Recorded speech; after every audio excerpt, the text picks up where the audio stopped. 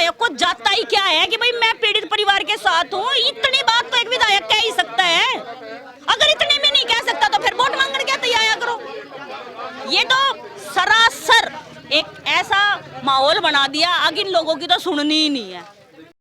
नमस्कार, मैं नित्या बिडलान और आप इस समय सीधी तस्वीरें देख पा रहे हैं करनाल के मोर्ची हाउस से, जहां पर आप देख सकते हैं इंद्री हल्के के चूरनी गांव से तमाम ऐसे समाज यहां पर पहुंचे और आपको बताते हैं कि युवक की दर्दनाक हत्या कर दी जाती है। ये आरोप परिवार वाले लगाते हुए नजर आ रहे हैं।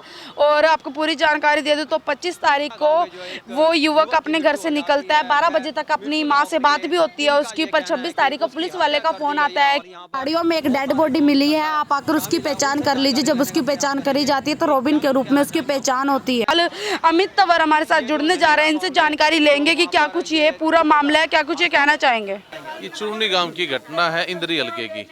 एक हमारे साथी बीच से चला गया और उसकी जिस तरीके से रिपोर्ट आ रही है, जिस तरीके से बॉडी को देखा गया, वो कहीं ना कहीं दिखा रहा है कि इस बॉडी को जलाया गया है किसी केमिकल से डाल के।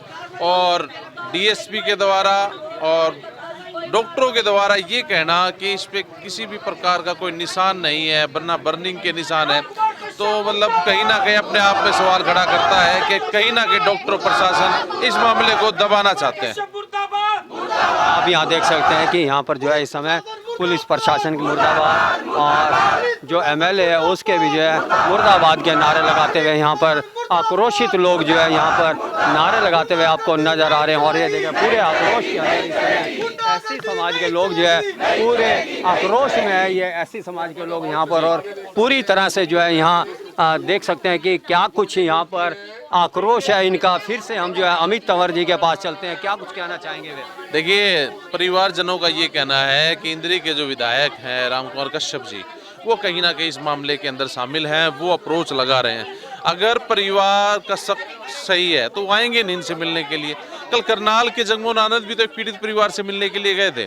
तो एक एमएलए का फर्ज बनता है कि वो अपने लोगों के बीच में आगे बैठे, उनको संतुष्टि करे और जो आरोपी हैं उन आरोपियों को गिरफ्तार कराने का काम करे। इस तरीके तो समाज में आक्रोश फैल जाएगा। क्या गरीब व्यक्ति सड़कों पर उतरने के लिए बना है? क्या वो अपना काम धंधा छोड़ के सड़कों पे उतरे?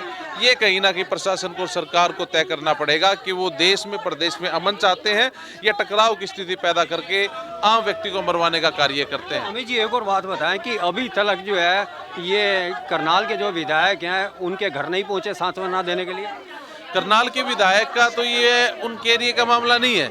करनाल के विधायक जो जगमोहन जी है वो तो अपने एरिया के आदमी के पास पहुंचे थे, जो मैंने एक वीडियो देखी। तो राम कुमार कश्यप को भी आना चाहिए ना। वोट लेने के लिए तो आप इन गरीबों के घर का पानी भी पी लेंगे, रोटी भी खा लेंगे, चाहे वो बर्तन अपने पास से मंगवाएं। परंतु आज एक परिवार का सदस्य चला जाता है, एक जवान बेटा चला जाता है और उसके बाद भी आप इनकी सुध नहीं लेते हैं, तो कहीं ना कहीं राजनीति तो चल रही है और ये राजनीति के जो परिणाम है काफी दुखद होंगे।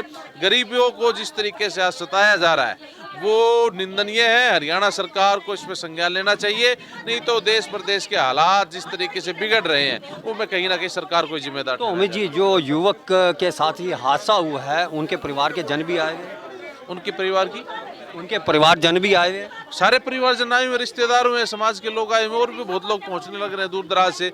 और जल्दी से अगर आरोपियों की गिरफ्तारी नहीं हुई तो मेरा मानना है वर्मा जी के कहीं ना कहीं आंदोलन बड़ा रूप ले सकता है, उग्र रूप ले सकता है।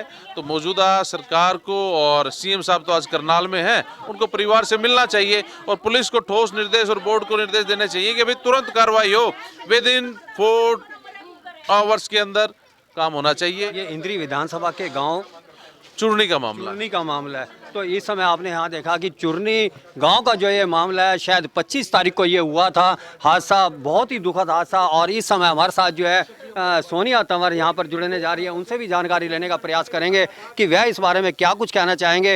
ये जो दुखद हादसा हुआ है, हमारा जो चैनल है, सारी टीम जो है उनके परिवार के साथ जो है दुखद हादसे में शामिल है। फिलहाल क्या कुछ कहना चाहेंगी आप? सर ऐसा है, कल यहाँ पे हम आए थे तो यहाँ पे ये लाश पहले से आई हुई थी, उससे पहले भी हमने वीडियो वगैरह देखी थी। वीडियो में क्लियरली दिख रहा है कि सर जला के मार रखे, आंखें तक भी बाहर आ रही हैं। प्रशासन ने कल एक ऐसी स्टेटमेंट दे दी, बोला इसके तो शरीर के ऊपर कोई चोट के ही निशान नहीं है। अरे आदमी जड़का मर गया तब नू कह रहे हो निशान नहीं है। मतलब फिर इस डॉक्टर के बोर्ड के ऊपर आरोप लगाएं कि ना लगाएं, ये नहीं समझ में आ रहा। कह रहे हैं कि जी बिसरा रिपोर्ट आएगी, बिसरा रिपोर्ट 6 महीने नहीं आनी था रही। हम 6 महीने तक यही इंतजार करते रहेंगे, 6 महीने तक हम यहीं बैठे रहे। भाई मेरा तो आज सीएम साहब आए हुए हैं, मेरा सीएम साहब से ये निवेदन है कि जैसा हमने बुला लो अपने से मिलने के लिए। आज सीएम साहब करनाल में आ रहे हैं। मैं वही तो कह रही हूँ कि भाई या तो आप आओ हमारे से मिलने या हमने बुला लो, बहुत जरूरी है।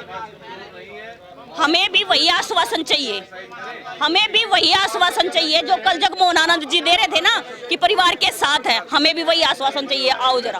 तो एक और बात बताएं, ये हादसा जो है इंद्री विधानसभा क्षेत्र का है, तो वहाँ के जो विधायक है उनका क्या रवैया है इस बारे में? अभी तक तो कोई भी रवैया नहीं है। मैं तो रात भी पोस्ट डाली थी कि भाई विधायक जी आओ जरा, हमारे भी सुनो, हमारी भी मदद करो। अरे इस बात को कहने में एक विधायक को जाता ही क्या है कि भाई मैं पीड़ित परिवार के साथ हूँ। इतनी बात तो एक विधायक कह ही सकता है। अगर इतने में नहीं कह सकता तो फिर वोट मांगने क्या तैयार करो।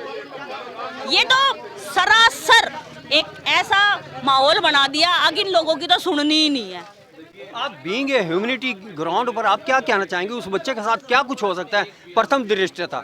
सर देखो, एक दिन पहले वो घर से गया है, रात को 12 बजे तक उससे फोन पे बात हो रही है। सवेरे 10 बजे पुलिस ने घर पे फोन करके ये कह दिया आपका लड़का जी मर गया, इसने आकर पिछाड़ दिया। आप ये देखो, रात को 12 बजे से लेकर सवेरे के 10 बजे तक पूरी रात तो सूरज नहीं निकला, तो फिर वो जल कैसे गया?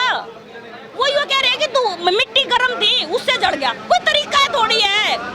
मिट्टी गर्म होने से तो कभी नहीं जलता सर जी। फिर तो किसान रोज मरेंगे, फिर तो ये जो लेबर जो लगी रहती है फिर तो ये काम ही नहीं करेंगे। अगर इस तरीके से गिरने से जल के मरेगा तो